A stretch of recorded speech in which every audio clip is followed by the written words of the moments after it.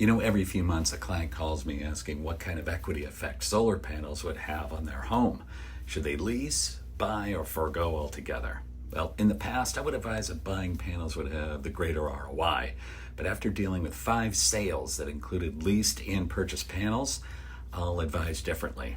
See, in the past year, a seller client who leased panels was forced to buy them out, as buyers for his home did not trust the particular solar company, as they had developed a bad reputation over the past several years. It was a price to the tune of $30,000. Now, I also work with sellers who purchased panels a couple years ago, were told the loan would easily transfer to a buyer for their home should they decide to sell. Well, unfortunately for my clients, the loan provider and the solar company parted ways, and a loan transfer or refinance was no longer possible without taking out a much higher interest rate personal loan.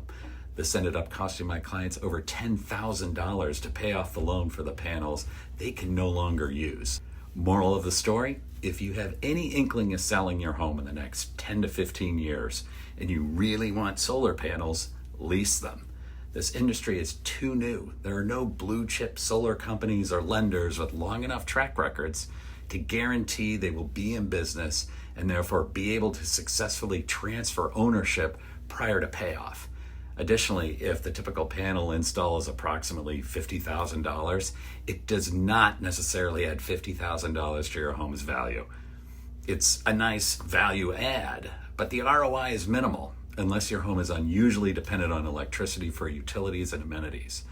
Now, I'm not saying don't install solar panels, but rather carefully consider the consequences should you decide to make a move in the foreseeable future. If you have any questions, please reach out. Be happy to help. Thanks so much for watching.